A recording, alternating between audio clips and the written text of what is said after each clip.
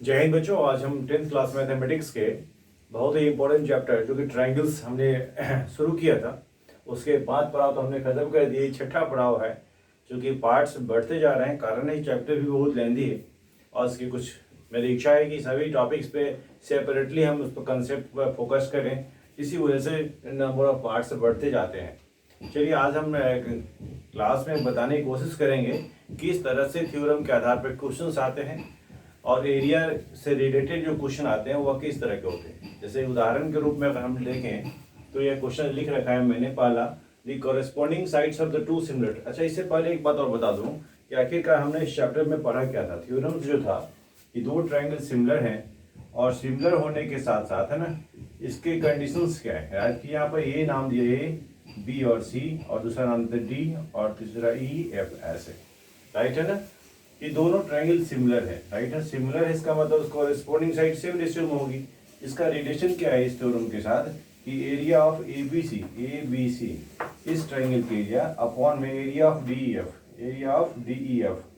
ई F दो जो triangle इसकी एरिया क्या होंगी, इसकी एरिया होंगी कि कॉरेस्पॉन्डिंग साइड्स यानी ए बी का स्क्वायर अपॉन डी का स्क्वायर, डी ई का स्क्वायर बराबर होता है B C square upon A F square, B C square upon E F square. ये बराबर होगा A C square upon D F square, A C square upon D F square. तो इन्हीं concept के आधार पे ये क्वेश्चंस बनने वाले हैं, राइट है ना।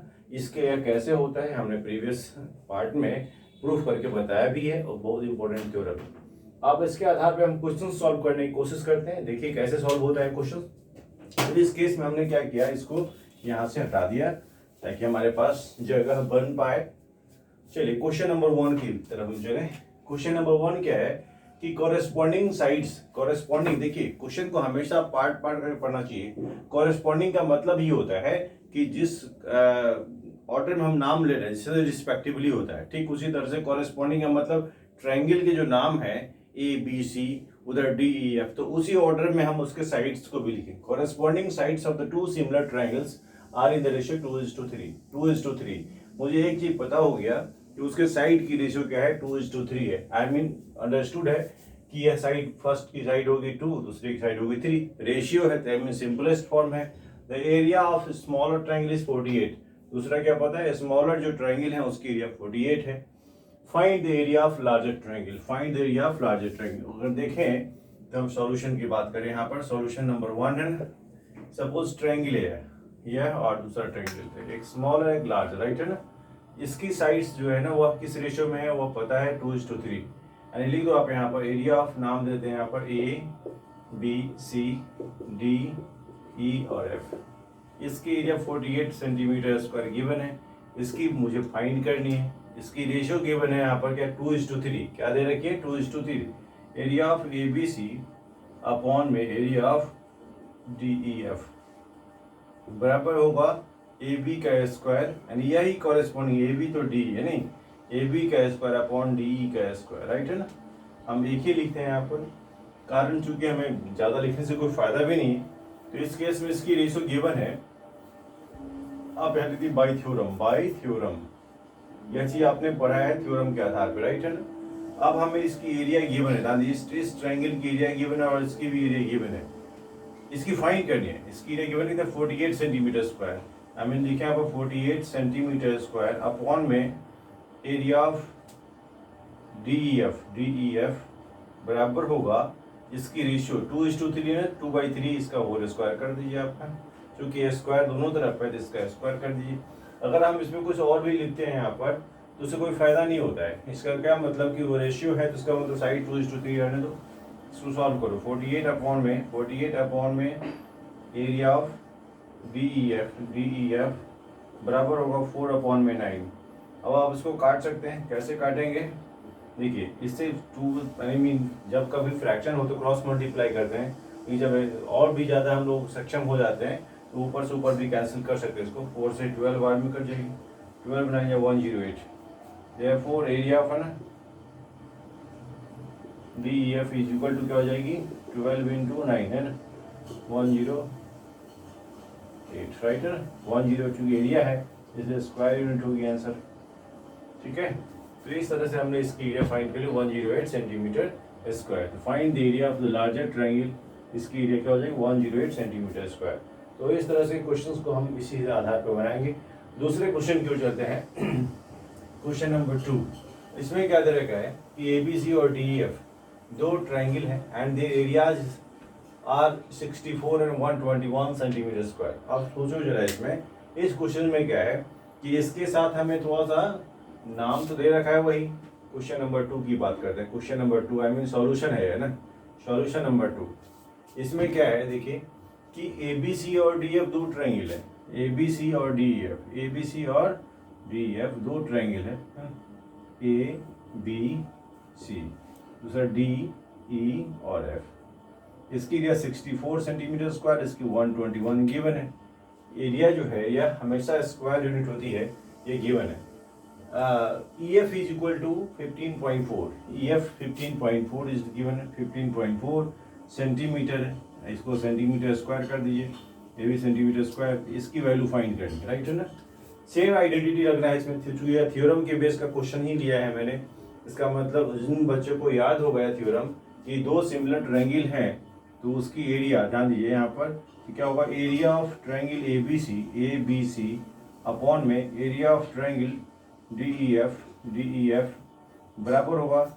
अब देखिए जो साइड गिवन है जो निकाली उसी की बात करें हम, अगर यहाँ पर क्या हो जाएगा बी सी स्क्वायर अपॉन में ई एफ का स्क्वायर। ध्यान रखिएगा जिस ट्रायंगल का नाम हमने ऊपर लिखा है तो उसके साइड्स भी ऊपर ही होंगे, राइट है ना। जिनके साइड्स नीचे होंगे इसका मतलब उसके ट्रायंगल के नाम भी नीचे, कोरेस्पॉन्डिंग का मतलब यही होता है। अच्छा, दूसरी बात और कि अगर कोई वैल्यू गिवन है रिस्पेक्टिवली लिखा हुआ है, इसका मतलब ही वही होता है कि जिस ऑर्डर में हमने नाम लिया उसी ऑर्डर में उसकी वैल्यू गिवन है। अब देखिए इसके एरिया के बदले में हम पुट कर सकते हैं 64 अपॉन में 121, राइट है ना, इज इक्वल टू यहाँ पर कितना है बी सी स्क्वायर अपॉन में ई एफ स्क्वायर। ई एफ की वैल्यू नोन है मुझे, ई एफ की वैल्यू कितनी है 15.4। अब ध्यान दो यहाँ पर 15.4 से पहले आप क्या करो यहाँ पर ई एफ स्क्वायर कर दो, राइट है ना। अब यहाँ क्या करना है कि हमें B C upon E F अगर फाइंड करनी है तो इसके ऊपर रूट लग जाएगी, यानी रूट ओवर 64 अपॉन में 121 is equal to B C upon E F हो जाएगी, B C upon E F. और एक क्या ध्यान समझिए, इसकी स्क्वायर रूट क्या हो जाएगी 8 upon 11 is equal to B C तो फाइंड करना है और ई एफ की वैल्यू मुझे पता है 15.4 सेंटीमीटर। बी सी फाइंड करना है तो B C is equal to 15.4 into 8 divided by 11। अब आप काट सकते हो, क्या हो जाएगा 11 से 11 हो जाएगा 11.4, आई मीन मल्टीप्लाई कर दो 8 for 32 3 8 3 11 11.2, hence BC is equal to 11.2 centimetre answer. बहुत ही आसान है, अगर बच्चे को कंसेप्ट पता हो तो क्वेश्चन बनाना बहुत आसान होता है। इस तरह से इस क्वेश्चन को हम देखें यहाँ पर, इसीलिए हम इसके कलर भी चेंज कर दिए। सेकेंड वाला क्वेश्चन सॉल्यूशन इधर है और फर्स्ट वाले का सॉल्यूशन इधर है, तो कुल मिलाकर के आप देखें कि इन दोनों क्वेश्चन को हमने आसानी से सॉल्व करके है ना। क्वेश्चन नंबर 3 की हम बात करें, क्वेश्चन में क्या है, in the adjoining figure CB and DA are perpendicular to AB। देखिए CB का मतलब this one is perpendicular to AB, यानी यह AB एक लाइन है, सेगमेंट है, इस पे परपेंडिकुलर, राइट है ना, इधर से परपेंडिकुलर इधर से परपेंडिकुलर, राइट है, to AB। AD is equal to 7, AD कितना है 7 सेंटीमीटर, BC इज 5, AD 7 हो गया यहाँ पर 7 centimetre and BC is equal to 5 centimetre, right है ना। And area of BOC I mean this triangle, yeah 150 centimetre square है, ठीक है। And find area of AOD, इसकी एरिया फाइंड करनी है। एक बात बताओ, इस तरह के क्वेश्चंस में सीधा जब एरिया फाइंड करनी होती है तो हमें याद रख लेना है कि हमें सिमिलर करने की कोशिश करनी चाहिए, राइट है ना। तो हम फर्स्ट क्वेश्चन को सॉल्यूशन निकालने की कोशिश करते हैं। फर्स्ट क्वेश्चन का सॉल्यूशन क्या होगा, इसको देख लीजिए एक बार, है ना। इस ट्रायंगल में देखिए AOD चाहे BOC, पहले आप BOC यानी BOC अगर नाम लिखते हैं तो आप AOD लिखेंगे। इन ट्रायंगल, अब देखिए इस क्वेश्चन को सॉल्व कैसे करें हम, फाइंड एरिया ऑफ AOD निकालिए, राइट। तो हमने इस दोनों ट्रायंगल को सिमिलर करने की कोशिश करनी है। तो पहली बात BOC, in triangle BOC and triangle AOD, इन दो ट्रायंगल को आप देखो, इसमें क्या है, this one 90 degree, this one 90 degree, और जब दो लाइन कट करती है तो वर्टिकली अपोजिट इक्वल होता है। हमने किसी दो ट्रायंगल में अगर दो एंगल को इक्वेट कर दिया है तो वह आपस में देखेंगे थर्ड एंगल भी थर्ड की इक्वल होगा, एंगल सम प्रॉपर्टी से कि दोनों का सम 180 डिग्री होना चाहिए। अब ये ट्रायंगल इसके साथ सिमिलर है, कैसे देखिए, angle C B O, angle C B O is equal to angle, अब ध्यान दीजिए सी बी ओ लिखा है हमने था D A O, angle D A O is equal to 90 degree, क्यों, चूंकि परपेंडिकुलर था ये 90 डिग्री हुआ, ठीक है। एंगल 1 करता हूँ, 1 is equal to angle 2, angle 1 is equal to angle 2, क्यों, वर्टिकली अपोजिट एंगल। यह जब दो लाइन कट करती है तो सामने वाला एंगल समान होता है, यानी यह एंगल इसके बराबर हो गई दो, इसका मतलब क्या हुआ, तीसरा भी बराबर हो, देयरफॉर ट्रायंगल बीओसी सिमिलर है ट्रायंगल एओडी। हमने प्रॉपर्टी पढ़ी है कि अगर इक्वी एंगुलर हो तो वो आपस में सिमिलर होता है। हमने दो एंगल इक्वल किया तो तीसरा भी तीसरे की इक्वल होगा, दिखाने की जरूरत नहीं है, जैसे ऐसे हमने राइट डाउन कर दिए।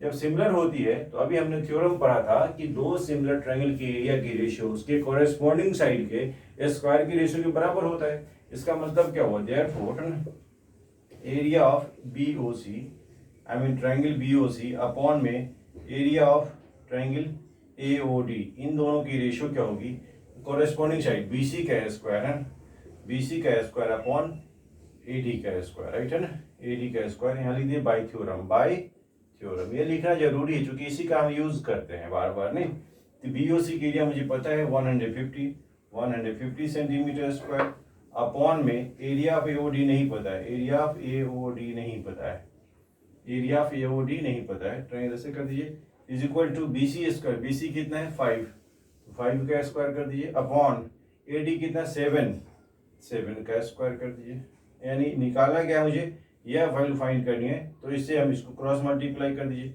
Therefore area of triangle AOD is equal to, क्या लिखेंगे हम, इसको फाइंड करने के लिए क्या करेंगे यहाँ पर 150 इंटू 7 का स्क्वायर अपॉन में 5 का स्क्वायर, राइट है ना, तो कितना हो जाएगा 25 इंटू 6, 25 6 जा नहीं, यानी कितना हुआ 6 इंटू 49 49, यानी कितना 9 से 54, 5 9 से 54, 5 6 for 24, 5 294 सेंटीमीटर स्क्वायर,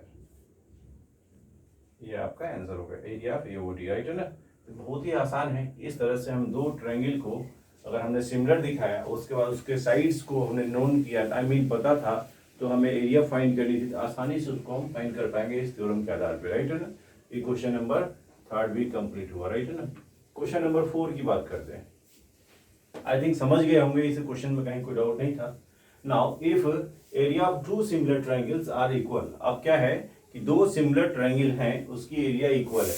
अब देखिए सिमिलर ट्रायंगल है, एरिया भी इक्वल है, prove that they are congruent. मैंने बताया था कि कॉन्ग्रुएंट ट्रायंगल सिमिलर होती है, लेकिन सिमिलर ट्रायंगल कॉन्ग्रुएंट होंगी कोई जरूरी नहीं है, याद कीजिए सिमिलर ट्रायंगल कॉन्ग्रुएंट होगी। तो इस केस में क्या दे रखा है कि दो ट्रायंगल हैं, सपोज किया हमने ट्रायंगल एबीसी है, यानी लेट है ना, let triangle ABC is similar to triangle, if the areas of two similar triangles are equal, triangle ABC is similar to triangle DEF and यह सिमिलर है, जैसे आप समझ गए होंगे कि जब सिमिलर मैंने लिख दिया है यहाँ पर, मान लिया कि सिमिलर है तो क्या होगा, एंड एरिया ऑफ ABC बराबर है एरिया ऑफ DEF, ये गिवन है, राइट है ना। अब आप समझिए कि दो ट्रायंगल जो है हम जिसकी बात कर रहे हैं एबीसी और डीएफ, ये सिमिलर भी है और इक्वल भी है, तो हमें क्या दिखाना है, कॉन्ग्रुएंट करना है, राइट है ना। कॉन्ग्रुएंट करने के लिए हमने क्या देखना है, देखिए यहाँ पर टू प्रूफ हमें टू प्रूव करना है इसमें कि they are congruent. Triangle ABC is congruent to triangle DF. Congruent का मतलब अलग होता है और सिमिलर का मतलब अलग होता है, राइट है ना। यह प्रूव करके दिखाना है। प्रूफ में देखिए आप यहाँ पर प्रूफ क्या लिखेंगे, सिंस ट्रायंगल एबीसी सिमिलर है ट्रायंगल डीईएफ के, राइट है ना। ये सिमिलर है क्योंकि यह दिया हुआ है ना, ये गिवन है, क्या है दिया हुआ है कि एबीसी सिमिलर है, आई मीन गिवन कर दीजिए आप यहाँ पर, ये दिया हुआ है। इसका मतलब क्या हुआ, इसकी एरिया ऑफ एबीसी अपॉन में एरिया ऑफ डीईएफ बराबर होगा ए बी का स्क्वायर अपॉन में डी का स्क्वायर, बराबर होगा बी सी स्क्वायर अपॉन में ई एफ का स्क्वायर, बराबर होगा ए सी स्क्वायर अपॉन में ई बी सी और ई एफ है, डी एफ का स्क्वायर अपॉन डी एफ का स्क्वायर। देखिए ऑर्डर क्या होता है, A B D B C E F A C D F, right है ना। तो इस तरह से इसके साइड की स्क्वायर की रेशियो बराबर होती है। ये कैसे होती है, बाय थ्योरम के आधार पर, राइट है ना। अब समझना क्या है यहाँ पे, इसकी एरिया इक्वल दे रखी थी। यहाँ पर क्या है, एरिया जब two similar triangles are equal, इसका मतलब एरिया दिस वन, यह भी गिवन था ना कि इसकी एरिया इक्वल, इसका मतलब इसकी एरिया क्या 1 है, यानी इसको अगर हम काटें तो इसकी वैल्यू 1 लिख सकते हैं, 1 इज इक्वल टू, बात समझना है कि इसकी एरिया इक्वल, दोनों को हम काट, मान सपोज 64 ये भी 64 कैंसिल होकर 1 हो जाएगी, तो 1 कर दें इसको हम, बराबर ए बी स्क्वायर अपॉन में डी ई स्क्वायर बराबर बी सी स्क्वायर अपॉन में ई एफ स्क्वायर, बराबर होगा ए सी स्क्वायर अपॉन में डी एफ का स्क्वायर। इसका मतलब क्या हुआ, जब सभी स्क्वायर इक्वल हुए, यानी ए बी स्क्वायर बराबर डी ई स्क्वायर हो जाएगा, यानी A B is equal to D, therefore आप क्या कर सकते हो यहाँ पे, therefore A B is equal to D E कर दीजिए अब यहाँ पे, B C is equal to E F भी हो जाएगा, B C is equal to E F and A C is equal to D F, A C is equal to में D F.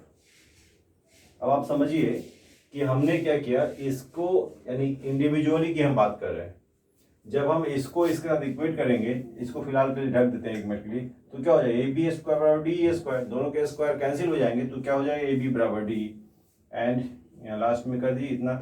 जब तीनों ट्रायंगल की यानी corresponding side A B D के बराबर, B C E F A C D F के बराबर, इसका मतलब both triangles are congruent to each other, therefore triangle A B C congruent होगा ट्रायंगल डी ई एफ के किस कंडीशन से, साइड कंडीशन से, हेंस इट इज प्रूव्ड। यही तो प्रूव करना था मुझे, नहीं, हेंस इट इज प्रूव्ड। समझ गए, बहुत ही आसान है, ठीक है। तो कुल मिलाकर के आपने देखा कि सिमिलर ट्रायंगल जो है, अगर सिमिलर गिवन है, उसके एरिया भी इक्वल है, तो वो आपस में कांग्रुएंट भी होती है। बहुत छोटा क्वेश्चन है बट वेरी वेरी इंपॉर्टेंट है, इसको याद रखिएगा, this one is also important, right है ना। क्वेश्चन नंबर 5, ये क्या है कि triangle ABC is a right angle triangle है इन विच right angle at A, ABC एक राइट एंगल ट्रायंगल है जिसमें राइट एंगल कहाँ पे, ए पे, राइट है ना। तो अब आपको देखना है कि हमें एक फिगर बनानी है जिसमें यहाँ पे देखिए ए पे राइट एंगल, ए पे यहाँ पर बी ले लीजिए, यहाँ पे सी ले लीजिए, राइट है ना। तो क्या हुआ इस केस में, देखें आप यहाँ कि ए बी सी एक राइट एंगल ट्रायंगल है, राइट एंगल एट ए, यहाँ पे 90 डिग्री बना दीजिए, and AD is perpendicular to B C, AD जो है यहाँ पे इससे यह परपेंडिकुलर है, यहाँ पर यह परपेंडिकुलर का मतलब क्या होता है, एडी यहाँ 90 डिग्री है, AD is perpendicular to B C, AD is perpendicular to B C. जो क्वेश्चन में गिवन होता है हम उसकी बात करें, ध्यान दीजिए कि जो क्वेश्चन में गिवन है कि एबीसी एक राइट एंगल ट्रायंगल है जिसमें एंगल ए 90 डिग्री है, बहुत ही आसान, और इससे क्या हुआ, परपेंडिकुलर ड्रॉ किया गया है। जब परपेंडिकुलर ड्रॉ किया इसका मतलब 90 डिग्री होगा इधर भी और इधर भी।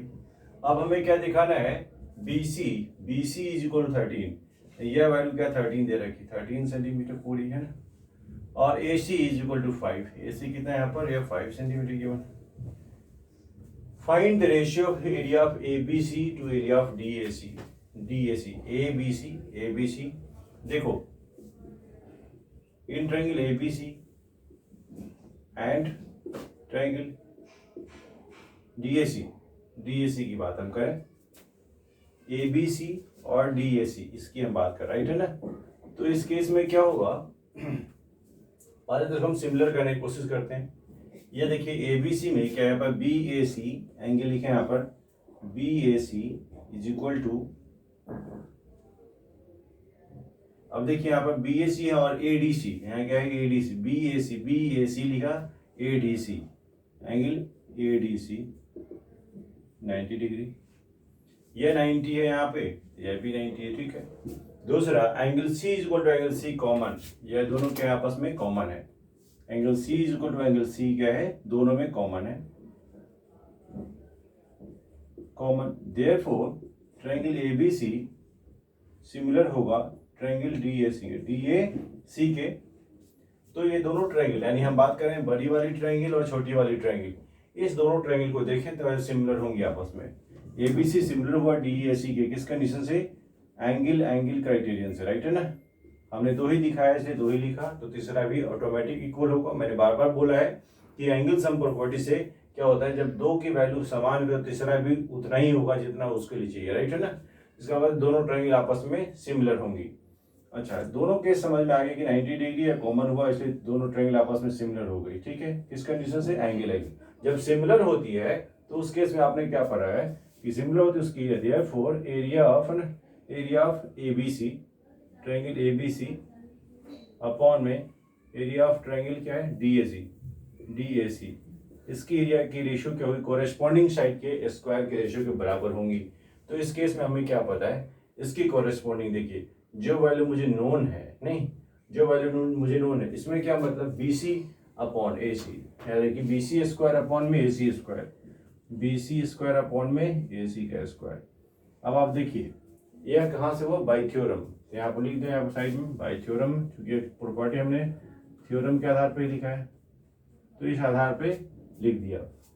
अब क्या दे रखा है यहाँ पर, फाइंड रेशियो, बस रेशियो तो निकल ही चुकी है, इसकी वैल्यू क्या गिवन है मुझे, BC कितनी है, यहाँ देखिए BC स्क्वायर अपॉन में AC स्क्वायर, BC कितना है यहाँ पर 13 है ना, 13 अपॉन में 5, 13 का स्क्वायर अपॉन में 5 का स्क्वायर, यानी area of triangle ABC upon में एरिया ऑफ ट्रायंगल DAC, यह हुआ कितना 169 अपॉन में 25, हैंस ना, क्या कर दीजिए एरिया ऑफ ABC अपॉन में एरिया ऑफ DAC बराबर होगा, आई मीन ट्रायंगल का सिंबल इधर होना चाहिए, बराबर इतना, सेंस क्या हुआ, यह वैल्यू आपका सेंटीमीटर स्क्वायर हो जाएगा, यह भी सेंटीमीटर, क्योंकि रेशियो इसलिए हम इसकी वैल्यू से नहीं लिखा है, राइट है ना। तो इसकी फाइंड द रेशियो था 169:25, 169:25 कर दिया आप इसका आंसर,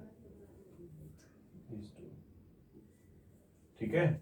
तो इस तरह से इसके आंसर को आपने देखा कि किस तरह से हमने इन दोनों ट्रायंगल को सिमिलर किया, और सिमिलर करने के साथ साथ इसको हमने इक्वेट किया कि एरिया की रेशियो कोरेस्पॉन्डिंग साइड के स्क्वायर के रेशियो के बराबर होती है। तो हमने देखा था कि इसमें बड़ी वाली ट्रायंगल की साइड BC और छोटे वाले की साइड जो है ना वो AC, दोनों को स्क्वायर करके रेशियो में बराबर कर दिया। क्यों, चूंकि दोनों ट्रायंगल आपस में सिमिलर थी। सिमिलर के लिए क्या देखा, एक तो 90 डिग्री, एक को कॉमन, तो तीसरा अपने आप बराबर होगा, इस तरह से आई मीन सिमिलर हो जाएगा। Now question number 6, diagonals of a trapezium. मैंने पहले ही बोला था, जैसे हमने क्वेश्चन पढ़ा उसी समय आपके मन में यह आना चाहिए कि हम क्या पढ़ रहे हैं। ये सिमिलर ट्रायंगल नहीं है, पहली बात ट्रेपेजियम गिवन है। ट्रेपेजियम क्या होता है कि जिसमें one pair of opposite sides parallel होती है, क्या होती है, one pair of opposite sides parallel होती है, यानी इस तरह से होंगी।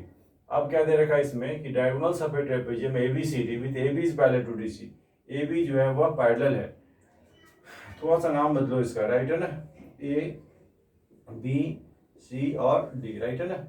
AB is parallel to ABCD is trapezium, AB is parallel to DC, AB parallel है DC की, यह इसके पैरेलल, राइट है ना।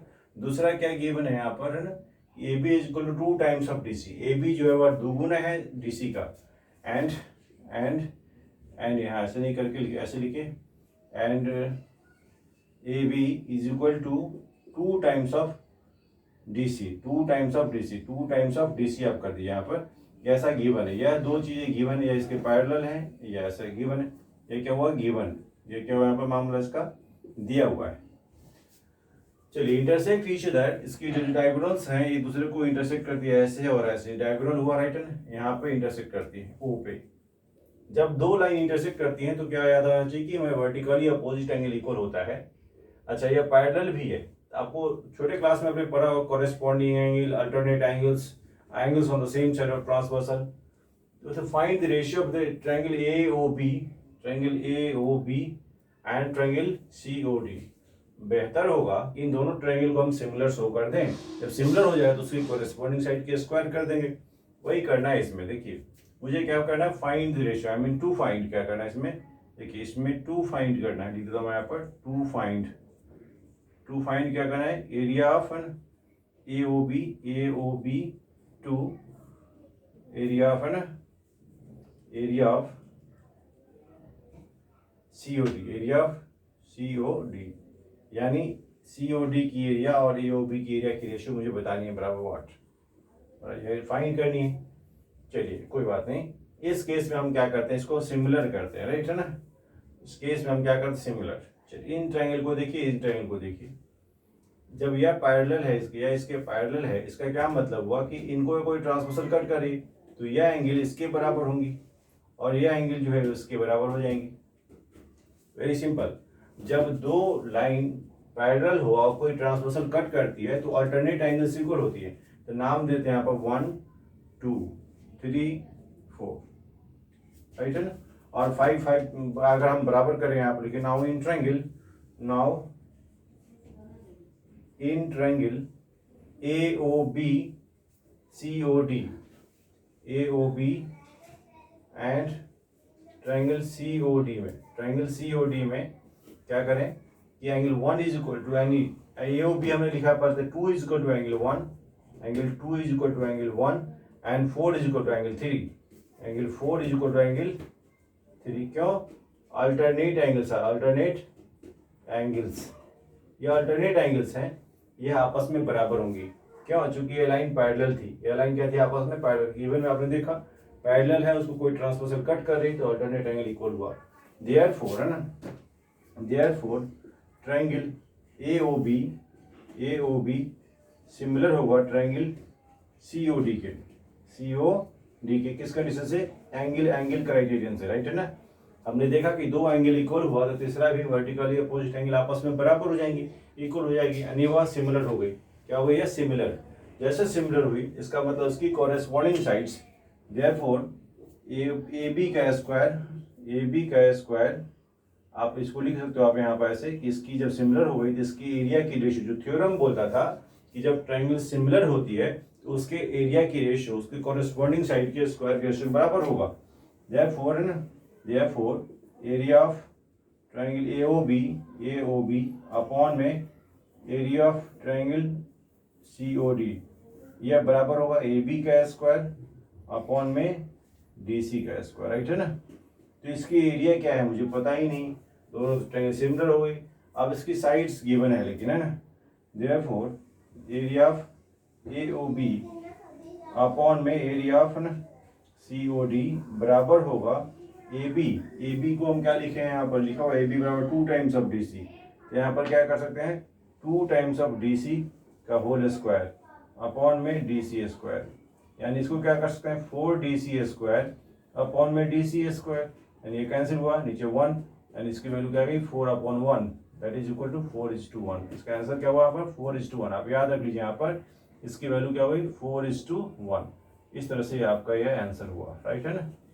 यह वैल्यू याद रखिए 4:1। इस तरह के क्वेश्चंस में आप याद कर जाएंगे कि अगर ट्रेपेजियम है, कोई ट्रांसवर्सल डायगोनल से दूसरे को इंटरसेक्ट कर रही है, इस तरह से दोनों ट्रायंगल को पहले सिमिलर किया, सिमिलर करने के बाद उसके साइड्स की रेशियो हमने स्क्वायर के ऊपर लिखा।